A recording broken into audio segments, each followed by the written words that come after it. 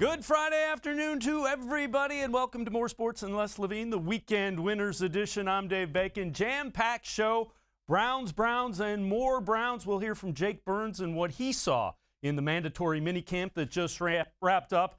Browns now just 6 weeks away from training camp and getting the season going finally.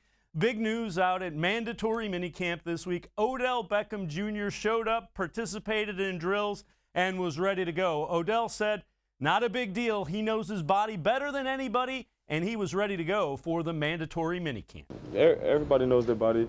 I know my body better than anybody else, so I know what it takes to get me in top physical condition, mental, all of those things. So, this isn't my first rodeo. It's not my first go around.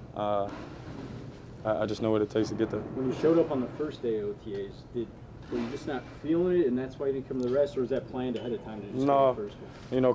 Coach and I have a different plan than everybody else knows. We talked and communicated it throughout the entire offseason, so he knew my whereabouts and when I'd be here and coming in or when I wouldn't be. So everybody kind of knew the game plan, and just taking my time, easing back into it. The good thing about it is we play in September. So.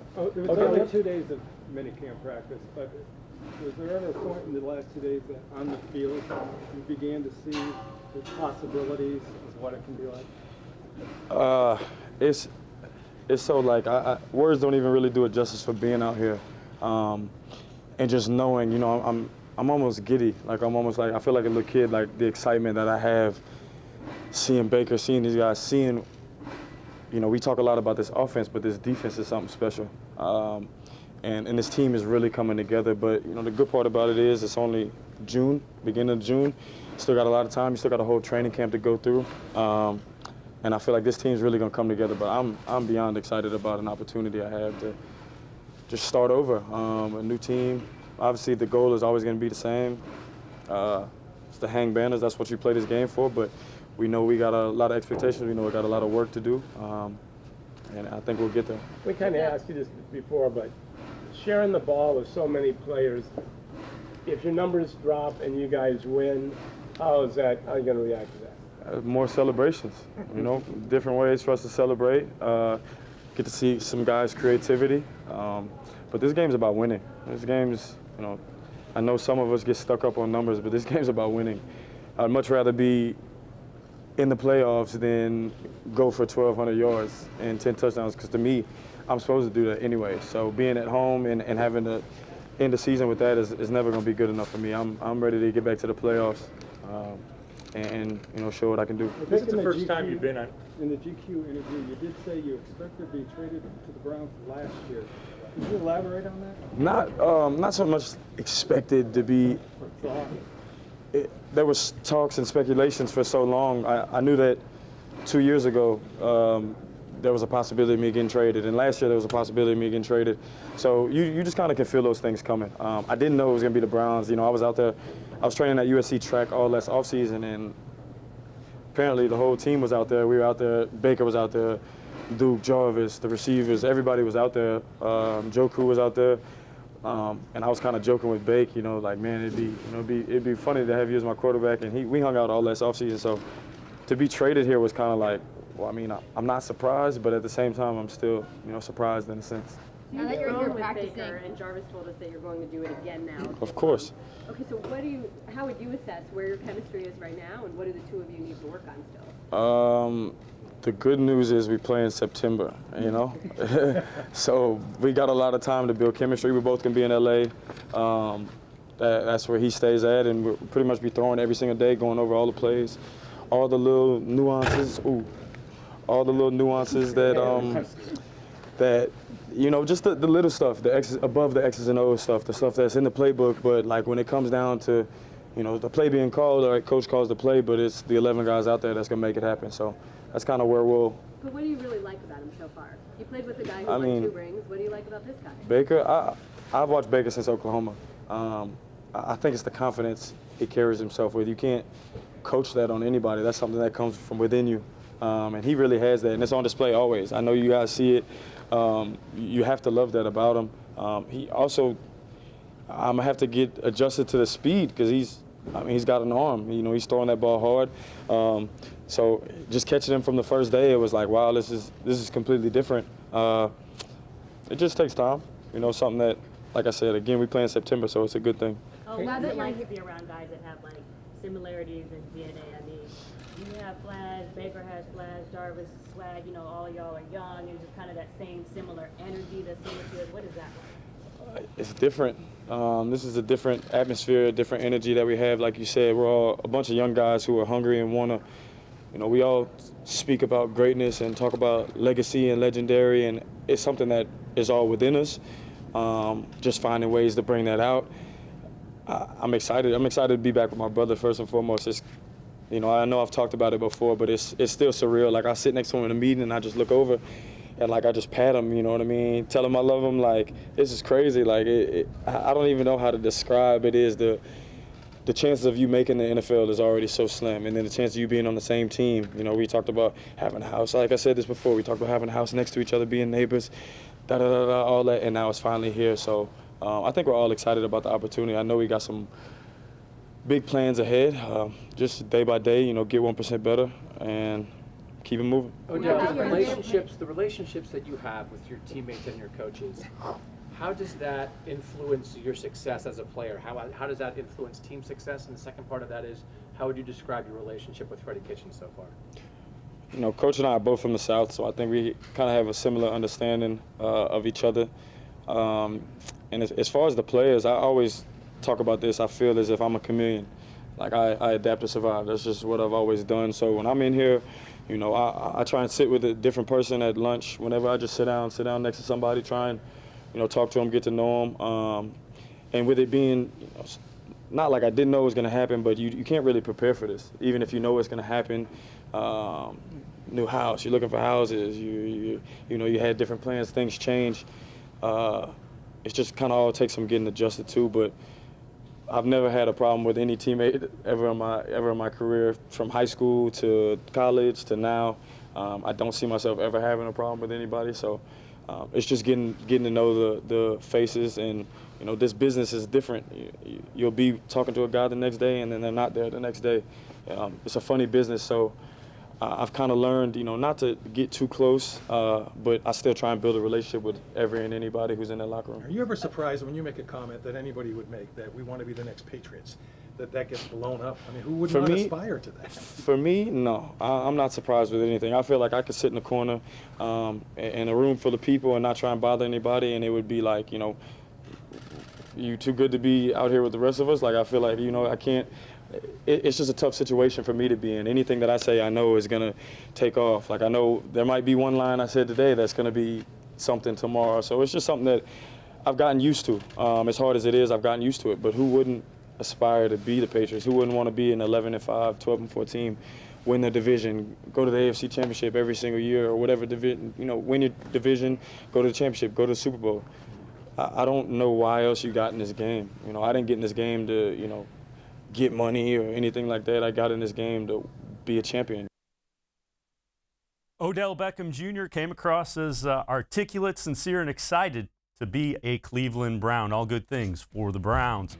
We're going to step aside, take a quick timeout. When we return, we'll hear from the leader of the Browns. It's Baker Mayfield's team. He's talking team chemistry. When more sports and less Levine, the Weekend Winners Edition returns.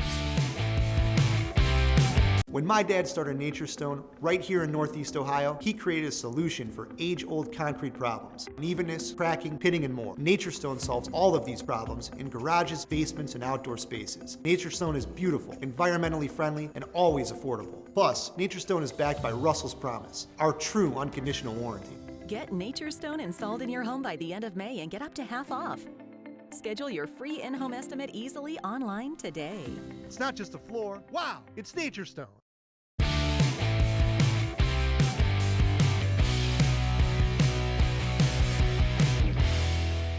Welcome back to More Sports and Less Levine, the Weekend Winners Edition. I'm Dave Bacon. This is unquestionably Baker Mayfield's team this season. He's the starting quarterback. He earned the respect of his teammates last year with his performance, and Baker Mayfield is excited to get year 2 going. He was thrilled with minicamp that he had the entire offense there and working on getting ready for the season.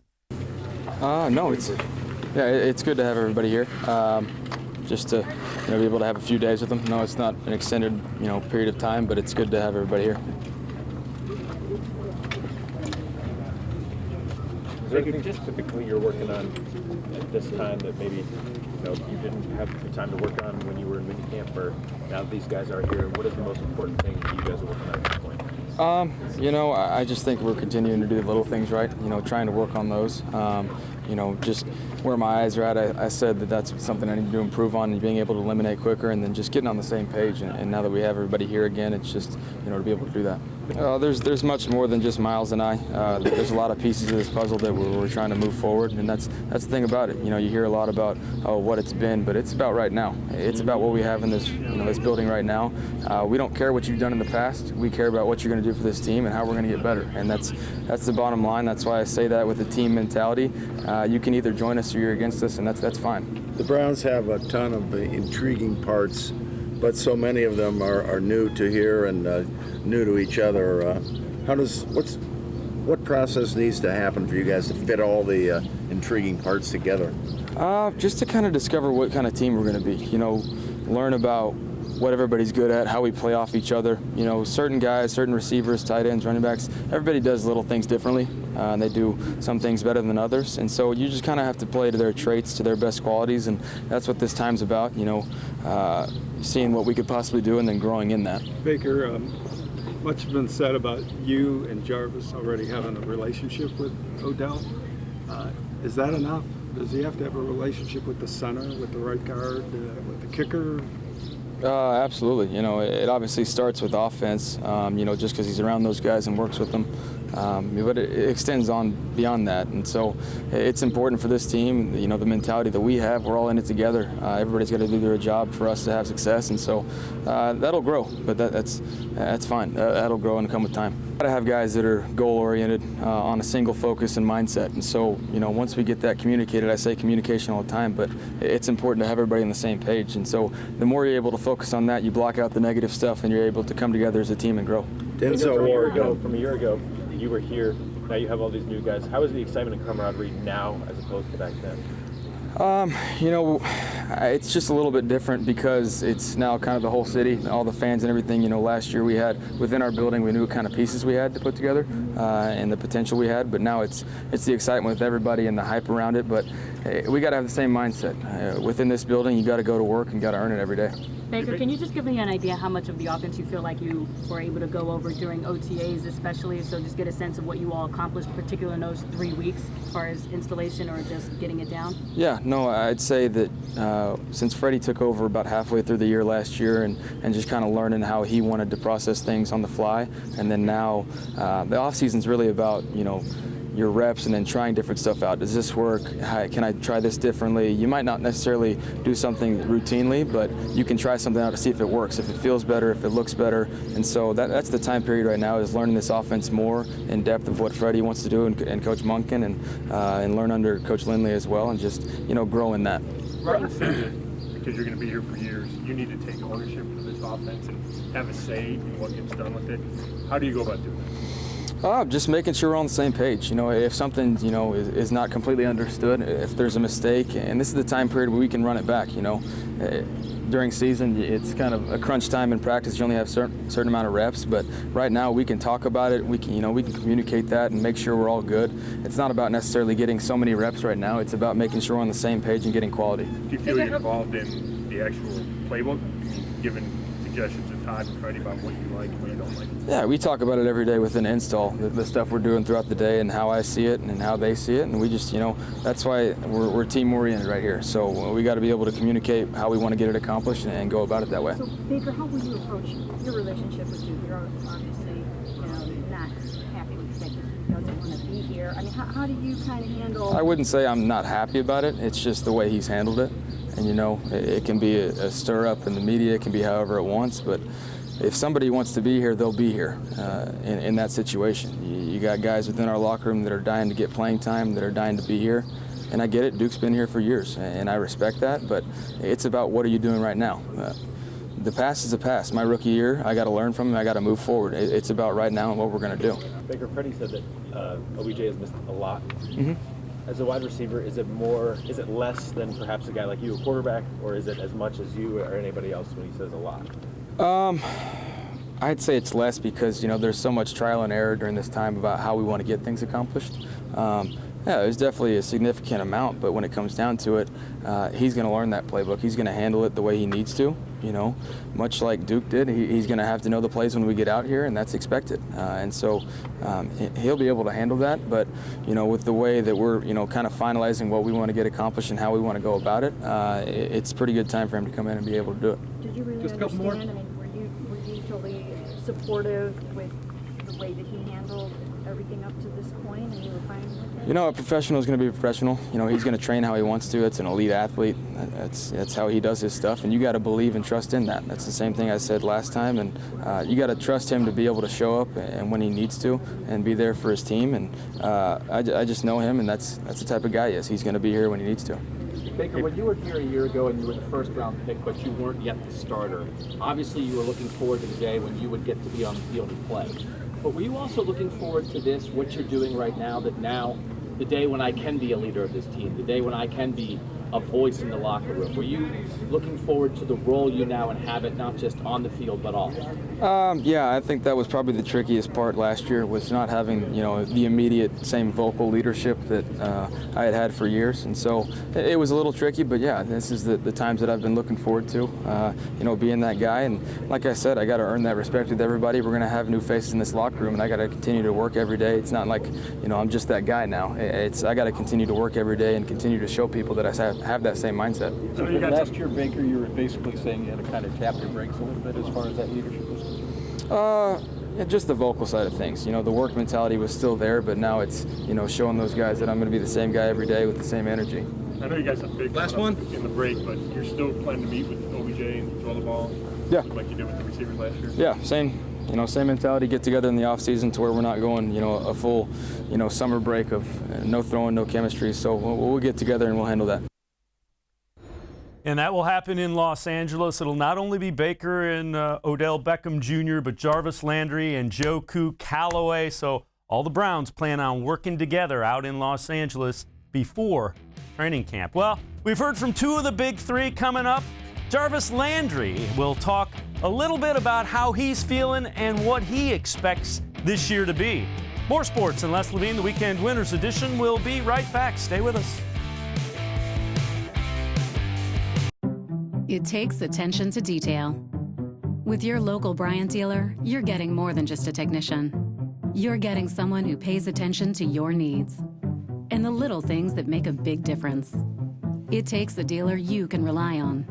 And to keep your family cool this summer, let me show you how this works. It takes Bryant. Bryant, whatever it takes. And to keep your family comfortable, it takes Smiley One Heating and Cooling. Find them at 440-449-HEAT.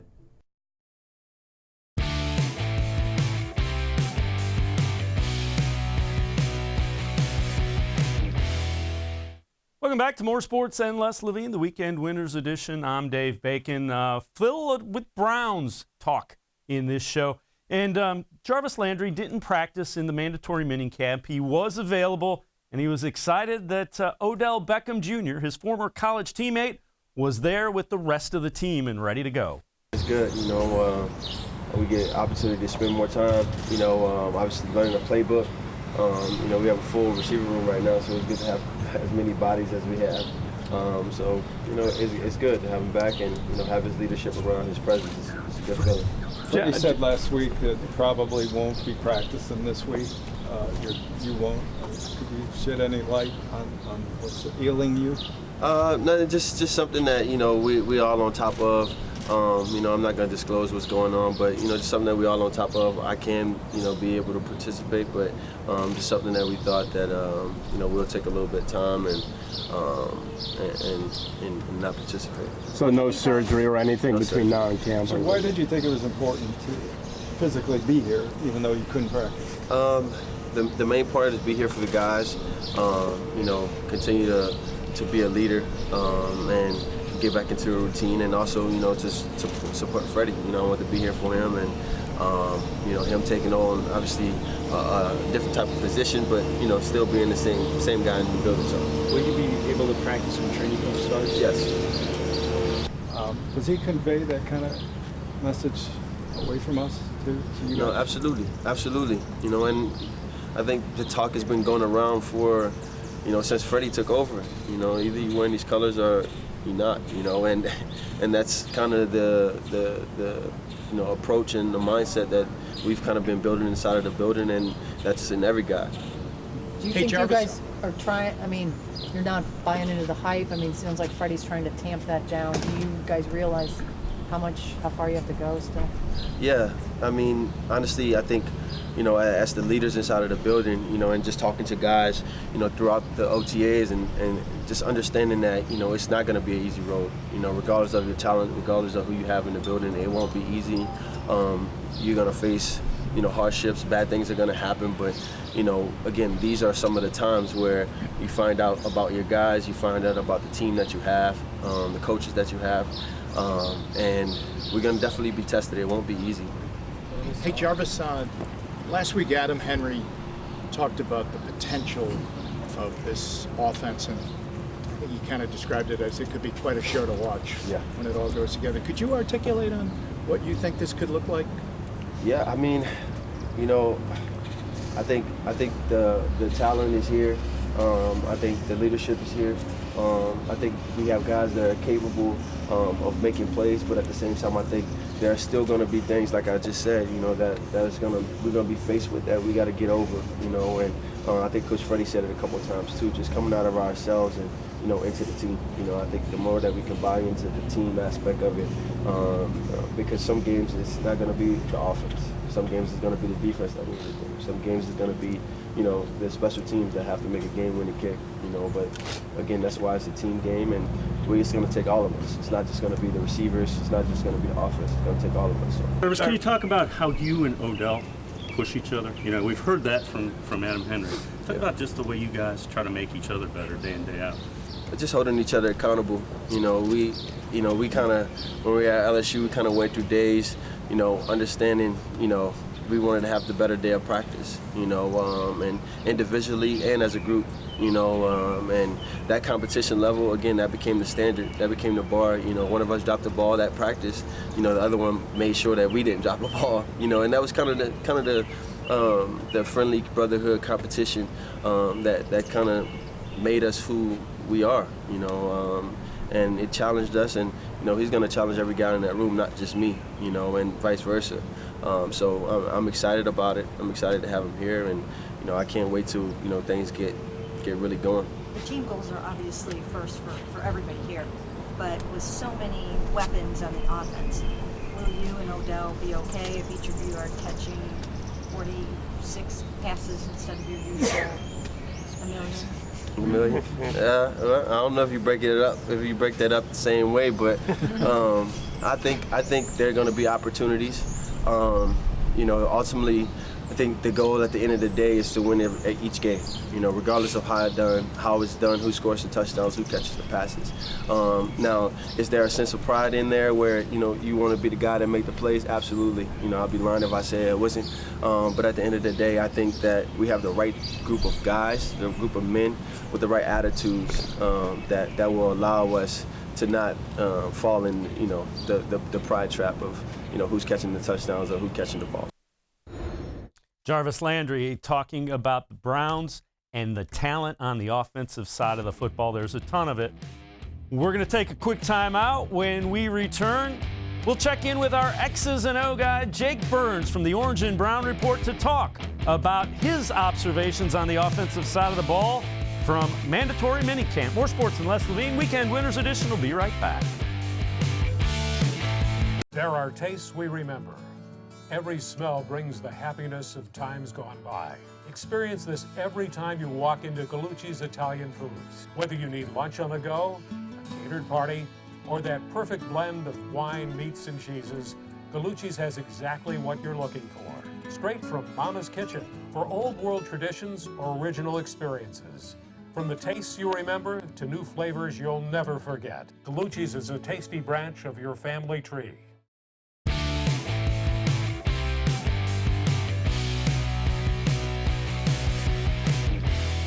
Welcome back to More Sports and Less Levine, the weekend winners edition. We've heard from a number of the Browns' offensive skill position players.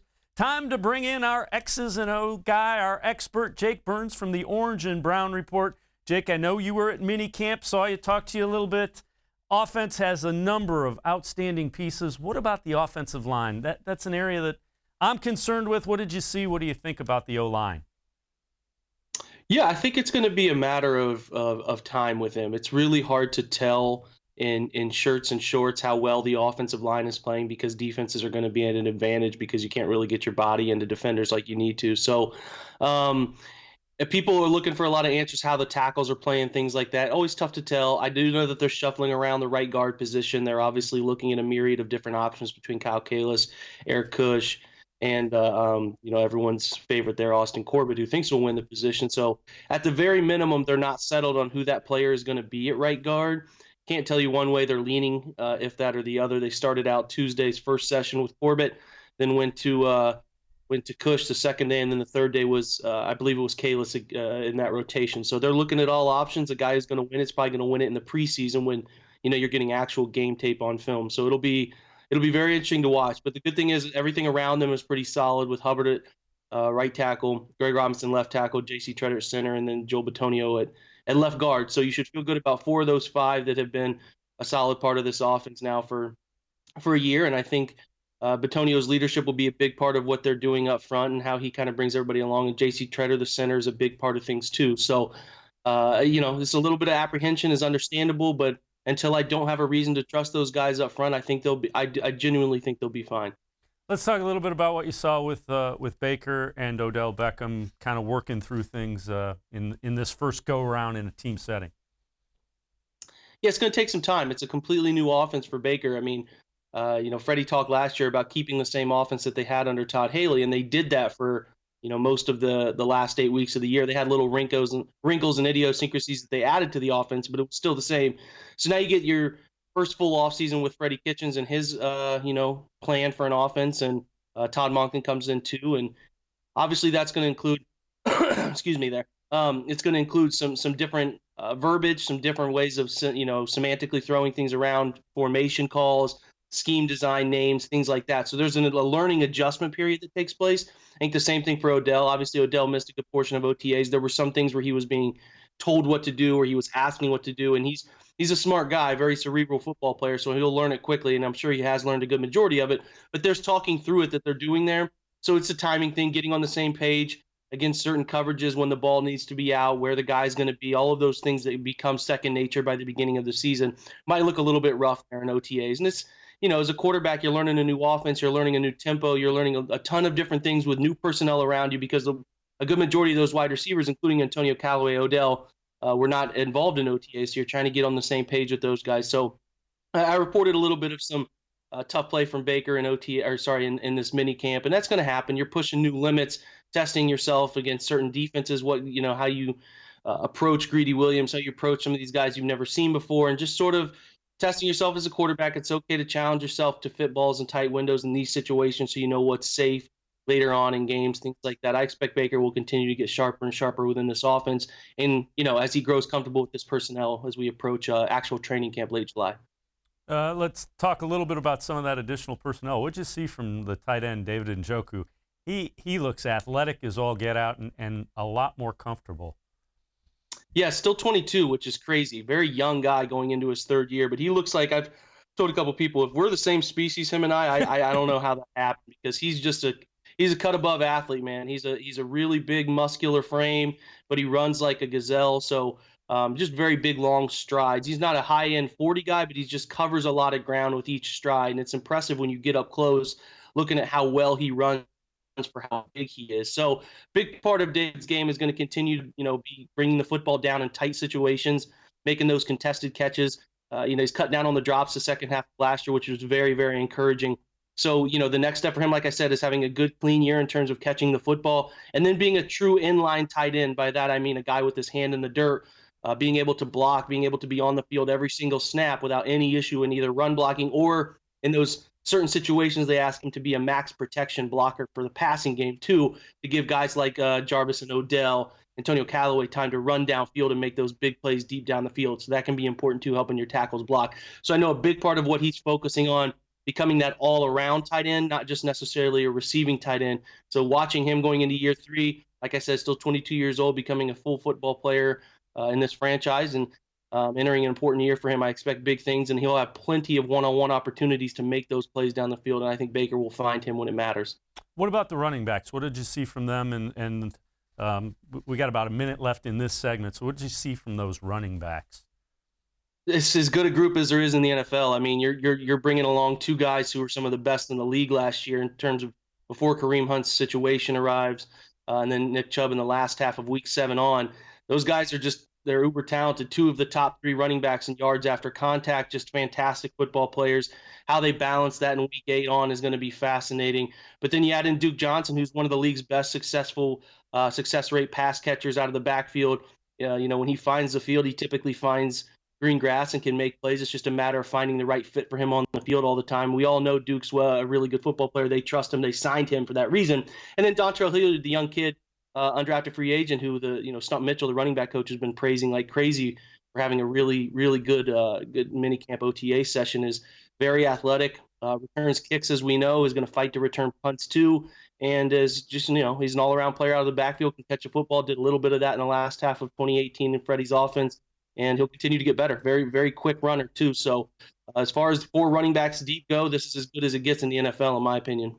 Jake Burns, stay with us. Want to take a quick time out. We will check back in with Jake and talk on the defensive side of the football.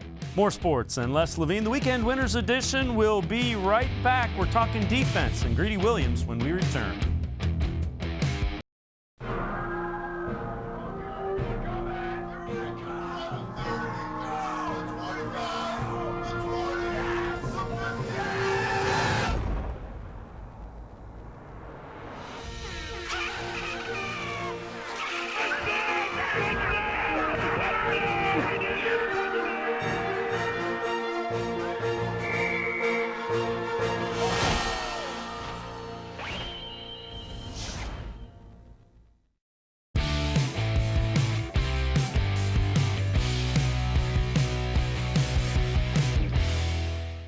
Welcome back to More Sports and Less Levine, the Weekend Winners Edition. I'm Dave Bacon. We've talked offense. Time to shift the focus to the other side of the football. Let's talk a little bit about the defense. We welcome back in Jake Burns from the Orange and Brown Report. Jake, what about Greedy Williams? First pick that the Browns had in this draft. What'd you see from Greedy? Yeah, I think it's everything they've wanted him to be so far. They have to be extremely impressed. The first week of OTAs, it seemed like Terrence Mitchell was running more with the ones. They're using TJ Carey outside a lot. Week 2 OTAs on, he's been the guy opposite of Denzel Ward in almost all situations. It may be excluding base defense. He comes off the field if they're going to use more linebackers, but they'll bump TJ Carey outside. But I expect that to even change. He was just phenomenal. The second day of OTAs, had a couple interceptions. One he returned on a pick 6 in a 2-minute drill, jumped an out route, and it was very easy for him. I think there's going to be a learning curve for him. He's going to play more zone than he's used to playing, especially with how they played at LSU. But that doesn't mean he wasn't successful in zone coverage at LSU. Was really good on a route run basis when in zone coverage in terms of yards allowed. So I think the Browns have an excellent coverage defender. How he sort of meshes his role in Wilkes' cornerback system, where they expect run help in terms of tackling from their corners as forced defenders. I think that they will expect a lot out of him. He has to protect his body just like Denzel Ward does in terms of how he tackles, how he approaches those things. But in terms of just a sheer cover corner opposite of Denzel, it's hard not to envision really good things from both of those guys in terms of a duo for a long time. You have to see it. We still need to see what it looks like in games when the lights come on. But, if you're asking Steve Wilkes and Freddie Kitchens in terms of what you're looking for in minicamp so far, he's been A+. He was one of the best players on the field, I thought, the second day of minicamp, and that's saying a lot with the talent they have out there. So they have to be, extremely pleased. Very quick, fluid, in and out of breaks. Nice job on turns deep downfield in terms of getting his hips turned and getting into pass coverage. So, yeah, exciting times for them, and it feels like a good pick there early on. What about the linebackers? That was an area that they wanted to address. They addressed with a couple of picks. What have you seen from the linebacking core through, and again, I know it's through minicamp, but through minicamp with the linebackers? Yeah, well, I mean, Joe Schobert and Christian Kirksey are a couple of your two most experienced defensive players on the football field. And I've talked to a couple of people I really trust about how the fact that those two are going to make or break the Browns season, in my opinion. They're pretty solid defensive back-wise between their safeties and corners, really good depth in both positions. Up front, their front four is dynamic. The first line of the front four is as good as anybody in the NFL, in my opinion. Now, the depth there is a little bit of a question mark, but the front line linebackers between Kirksey and Schobert, as Wilkes prefers two linebackers on the field about 75% of the time, really translated that to his days at Arizona last year between him and Al Holcomb, who runs the linebackers here as the run game coordinator. So in my opinion, Kirksey, Schobert, and make or break this Browns defense, how well they cover, how well they cut down on the missed tackles that were an issue from last year. No reason to not feel optimistic about both of those guys feeling healthy right now. Too tough to tell. I like how they're running. I like how they're moving. And to me, that's the most important thing when you're learning a new defense is how comfortable they look in things, how comfortable they're running, changing direction, run fits, those things.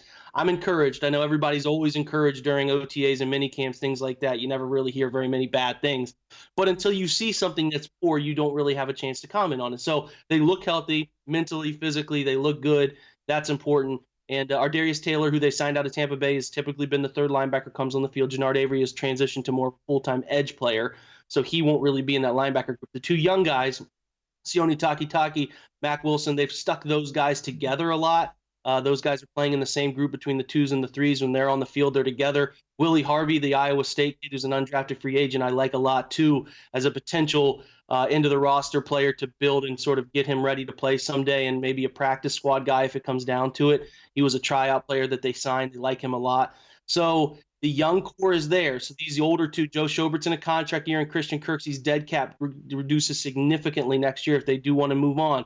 Pressure's on those two older players that if they want to be a part of the Browns for the long term, they better really put up really good years and prove to this franchise why they need to be a part of this defense long term, as they have a lot of really big financial decisions to make. So you got two very eager, hungry first-line linebackers in terms of proving themselves, almost proving themselves again, proving their worth as they feel that they should be valued in the NFL. Then you have two or three really hungry young guys looking to come in and get on the field too. So as I've said it many times, I think this linebacker group, how well they play, can really change this Browns defense from maybe a middling group to a top 10 NFL defense.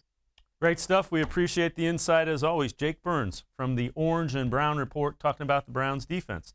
We're all out of time on this edition of More Sports and Less Levine, the Weekend Winners Edition. Stick around. The season finale of the High School Sports Insider. Bill Castrovince and I will have it straight ahead here on cleveland.com. Stay with us.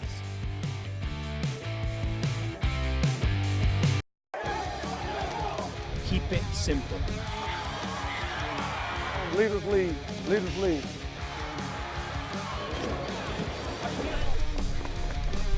Let's go!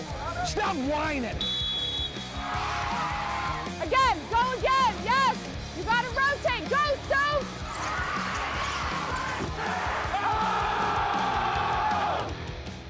The High School Sports Insider is brought to you by Cuyahoga Community College, where futures begin. By the Ohio Lottery Partners in Education, where stars shine. By Spectrum News One, always Ohio, always refreshing, always on, exclusively on Spectrum. By Dominion East Ohio, Dominion, it all starts here. And by Classic Teleproductions. Summer is here and all the state championship hardware for the spring sports has been handed out, but before we head out for summer vacation, we have some of those newly crowned state champs to honor. Thanks for joining us on this edition of the High School Sports Insider. Along with Bill Castrovince, I'm Dave Bacon. On today's show, we'll meet a three-sport star that has the power of coffee. Plus, we've got a young softball star who flashed bright at state, a Blue Devil that's successful in any language, and a special guest that's pretty as a princess. We begin tonight on the softball diamond. Champion has lived up to their school name on the softball field. The Golden Flashes won their third straight state softball title and were unscored upon in their entire tournament run. The softball title was their fourth in 5 years, and for Champion, their ninth overall, tying them with Akron Springfield for most in OHSAA history. 6 of those 9 titles are since 2011. The Champion Golden Flashes softball team, our team of the week.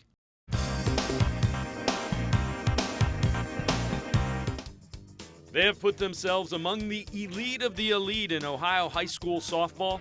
The champion Golden Flashes celebrated their third straight state softball title and their 9th in program history, tying them for the most ever in Ohio high school softball. In champion, it's not just tradition. They see what it takes. They see these girls out after practice, still practicing. They see them with pitching coaches and hitting coaches, and these girls put in the extra, and that's what makes them so much better. That's a lot of credit to Coach Weaver. Coach Weaver puts his hat on a limb and says, go succeed if you want to succeed. She gets us a bunch of Division I teams that we play, so there's not much coming into this game that we haven't seen. There's not many good hitters that we haven't seen. For example, we play Louisville. They're in the Division I state championship. We play North Canton Hoover. We play all kinds of teams that are just crazy good, so there wasn't a team more prepared here this weekend than we were. And the Golden Flashes were definitely tested in the title game this year. It was scoreless heading into the 6th inning. I'll be honest, I think the girls were a little nervous. You know, Cardington's a great team. They were making the plays, but the more we were putting the ball in play, I just had a good feeling, and I believe the girls did too. We're going to make them drop, but Cassidy, she wasn't worried about it dropping. She's just going to send it over the fence. Cassidy Schaefer stepped up with a 3-run home run that gave the Golden Flashes all the offense they would need. Honestly, I think it was an awesome way to do it like that. I'm proud of myself. I'm proud of all the girls, and it's just awesome. In the circle, Allison Smith got the win to improve to 16-0 on the season, the second straight year that she has not been beat. Allison gave up only 2 earned runs this season in 102/3 innings pitched. Me as a pitcher, I'd rather have 10 runs in the first inning and make it a 5-inning game. But this state championship for sure means the most to me because the seniors this year are like my older sisters. They're my best friends. I've played with them for 14 or 15 years. They're the reason why I play softball, so it's going to be hard to let them go. I'm just thrilled to death for the girls. I mean, this is just amazing. They're the best. They're the best. I don't know what else to say. You start running out of words, but I'm so happy for the community. They came out today. They were just fabulous.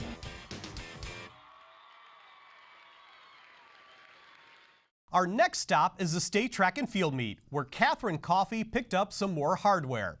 The senior from Chagrin Falls has 6 medals in her career, but her accomplishments go beyond the track, and she has the letters to prove it. Here's Catherine Coffey, our Cuyahoga Community College student athlete with a future. Cuyahoga Community College, where futures begin.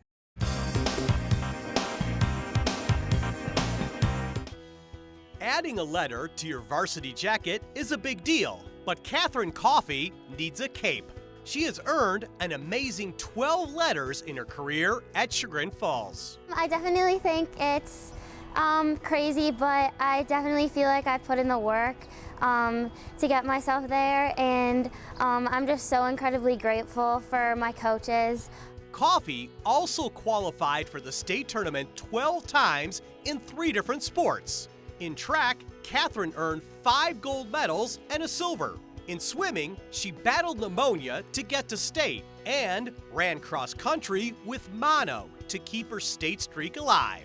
I mean, she just has this like inner drive, and I mean, just an extreme competitor. Like, you know, she loves winning, but she, I think, really hates losing more.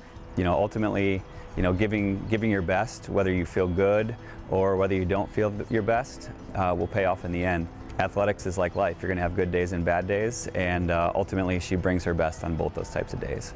But her latest victory might be the best one yet. Catherine led the Tigers to the state championship in the 4x8 relay for the 4th year in a row, and her younger sister Claire was on the team. She's been my best friend all the way up, and she always will be my best friend. And I think just watching her throughout high school and like how accomplished she is, she's my biggest role model. She's just so incredible, so strong, and you know, she's always been there to support me through my ups and downs. So yeah, that was definitely a dream come true. Another dream came true in March when she committed to the University of Notre Dame.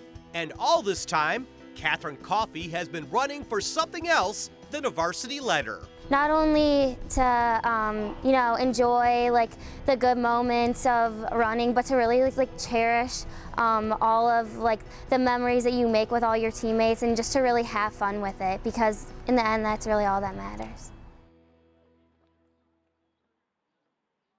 Catherine also plays the piano, and she was the homecoming queen this year. There's nothing she can't do. We're just getting things rolling on this week's show. When we return, we'll meet our shining star and have an all-access look at a team that broke through to win their first ever state championship. The High School Sports Insider will be right back. The best thing Tri-C did for me was give me opportunities. The workforce program prepared me for the career I have now. I got a job in the aerospace industry where I work on CNC machines. I have 3 younger brothers. I want to teach my brothers, you know, hard work actually pays off. Come to Tri-C. It's a great stepping stone to wherever you're trying to get to in life. My name is Chris Grooms, and I got my start at Tri-C.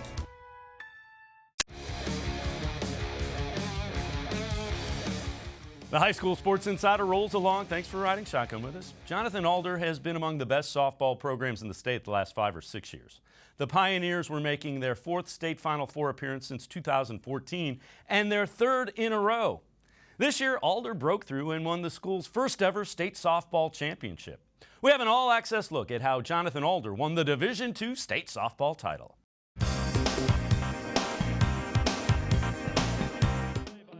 This group's been focused. I mean, they've made it the last 2 years, and it's been, man, we made it. We played, I think, 12 state-ranked teams last year. This brutal schedule. Got here, lost in the semis. It was like, but this year there's just been something, a little something different about them. Up the middle, a base hit. 1 run is in. They'll hold it station to station as a single by Brandell past the diving shortstop makes it 2-0, and it's still bases loaded.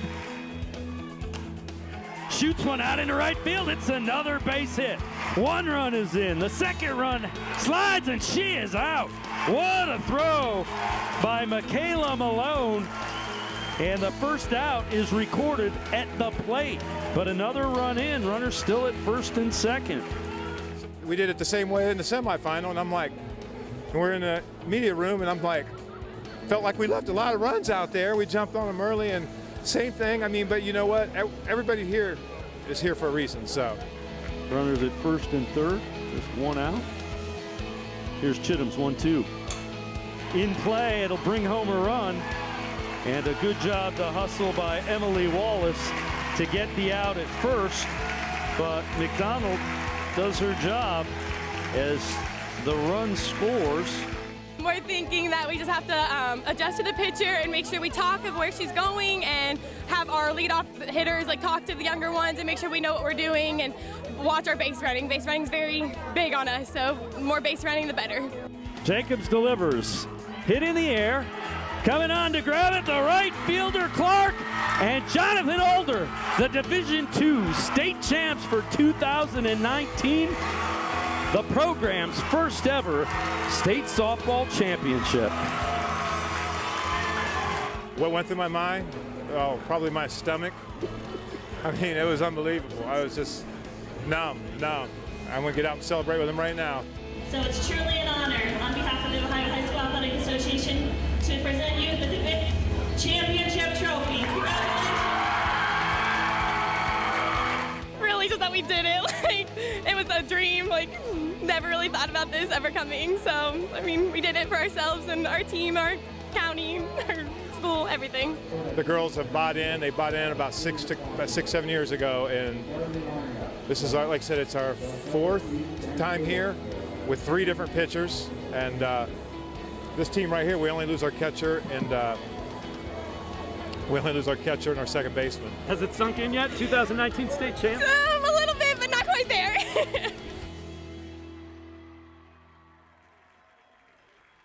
It is time for the brightest part of our show, our shining star.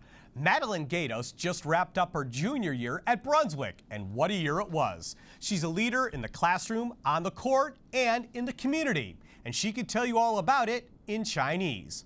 Here's Madeline Gatos, this week's Ohio Lottery Partners in Education Shining Star.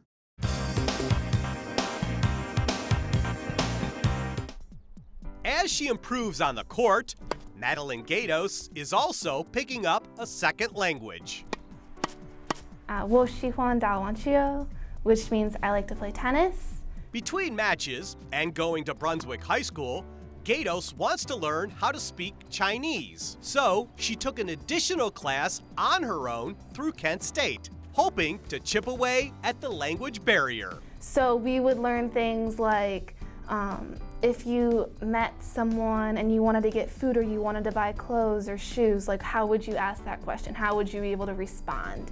No matter the language, Maddie is a quick learner. She owns a 4.3 GPA, and she's a member of the National Honor Society. She's always striving to be her personal best. She's cordial, she's respectful, she's fun, she's always trying to learn more. She's just incredible. Gatos shares her knowledge as a peer tutor, which includes her teammates on the tennis team. Maddie was named a team captain this year as a junior, and she was named the team's most improved player. As she's rounded her game out, becoming more versatile, she started to come into the net, and she's starting to, hit volleys, serving in volleys. So she's just really taking her game to another level, make her a more dangerous player. She's also a scholar athlete and a member of student council, who volunteers her time at Safety Town and at the Brunswick Library. There's an old Chinese proverb that says, learning is a treasure that will follow its owner everywhere. Maddie Gatos is proof. I'm guilty of procrastinating too. So going to the library helps, it gives me a setting where I know in this amount of time, I gotta get this stuff done, and I will.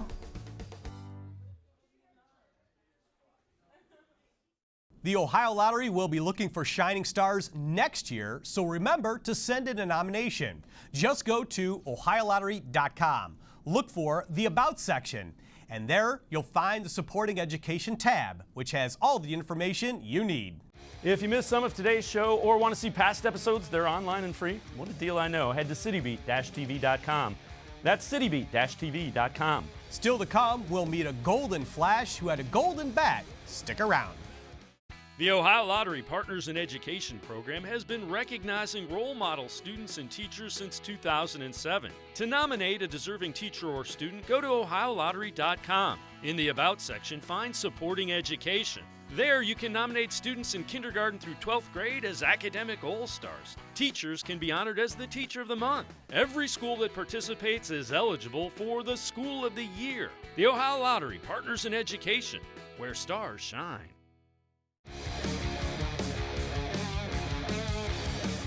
Thanks for hanging with us on the High School Sports Insider. Earlier in the show, we told you about Champion Softball winning their third straight state softball championship.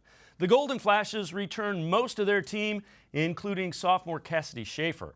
Schaefer, admittedly a little shy, had a state tournament to remember.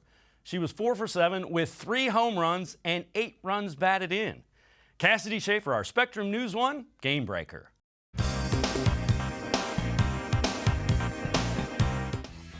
Speak softly and carry a big stick was Teddy Roosevelt's foreign policy. It's also working pretty well on the softball field for champion sophomore Cassidy Schaefer. Her 3-run blast in the 6th broke open a scoreless Division III state title game. Honestly, I told Coach Weaver when I was talking to her, I said I just want to get it away from the shortstop because those were my 2 first hits, and luckily enough I hit it and it went, and that's God right there. An inning later, Schaefer put it out of reach with a 2-run bomb. The 2 home runs set a Division III title game record, and the 5 RBIs tied a record.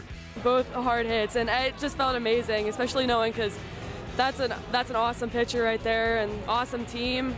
It just felt amazing. Schaefer's reaction to her success will tell you just how humble she is about her talents. She hit another home run in the state semis and hit better than .540 for the year with 58 runs batted in. I expect nothing less. That's what I always tell her. She's our home run hitter. She's our go-getter. She's very shy and laid back, but edgy on the softball field. She's great. High-pressure situations, you know she's going to win. She's got a 500 batting average, so 1 out of 2 times she's beaten you, and it's hard to accept that as a pitcher. So when I'm pitching batting practice to her and she sends one flying right by my face, it's like, you know what, do that again, because you can do that to the other team when we play them.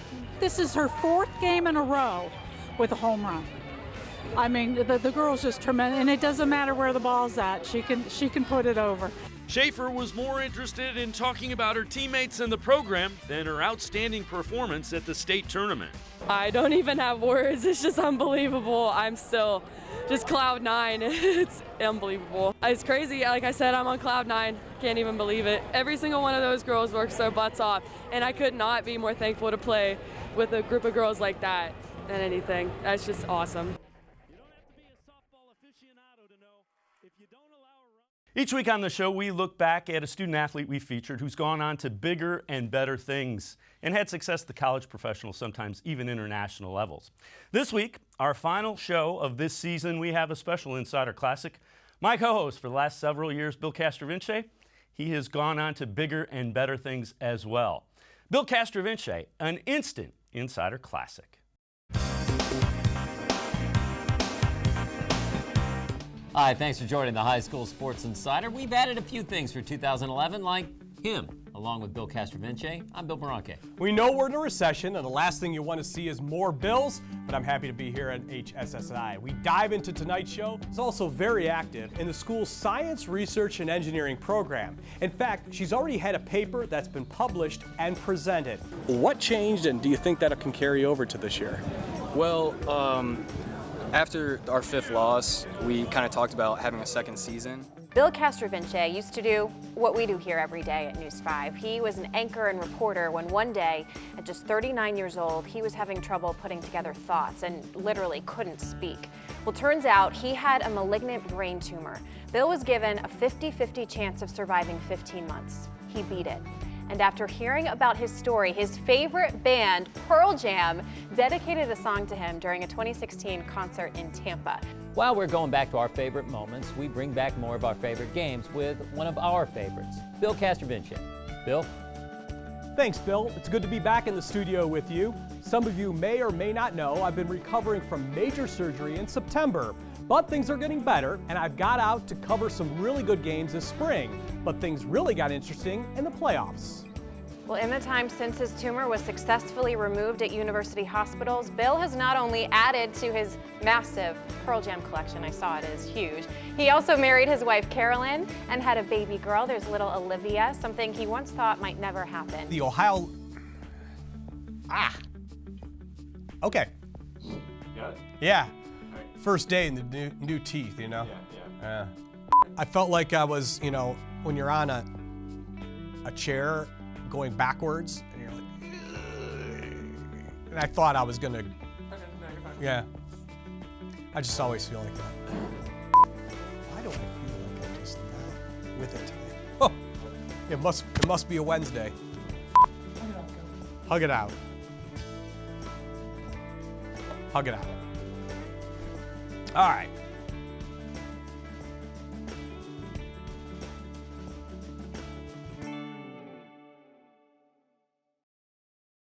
Even though we're heading out for our summer break, you can still communicate with us via social media. We will check our social media accounts. Follow us on Twitter. We're at HS Sports Insider and at Dave Bacon Sports. Tweet us your story ideas or your pictures or even your video showing your school spirit. We'll use them in a future show. We're still plugging away on Facebook as well. Head to our page and like us. We're at High School Sports Insider. Coming up next, it's time to say goodbye in more ways than one. Before I decided to go back to Tri-C to become a nurse, I was a stay-at-home mom. Absolutely wanted to be a pediatric nurse. I love taking care of kids. If you're thinking about changing your career or changing your path, go to Cuyahoga Community College. I feel like I'm in a great place in my life. I have 3 great kids. I have a great job that I love. I could not have done it without Tri-C. My name's Diana Geary. I earned my nursing degree from Cuyahoga Community College.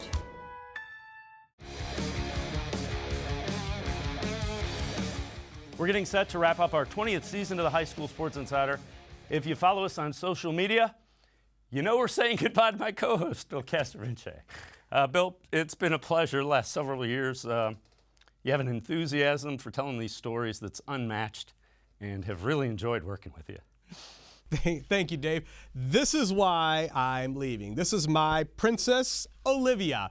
Before I go, I want to thank Deb and Mike Bacon for taking a chance at me. All my coworkers who were so patient with me over the years. My wife, Carolyn, my family and friends for all their support, and all the coaches, parents, and school officials who helped me. And finally, all the kids that I met over the years.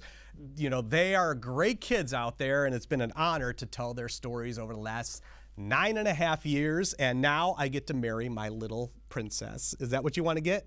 You want to get married? Oh, okay, we're going to get married, so there you go. Bill, it's been a pleasure. Appreciate it. You will be missed. Thanks very much. Thank you very much. We are going to step aside for our summer vacation. We will be back with the High School Sports Insider next fall. Stay safe and have a great summer. Say bye. Bye.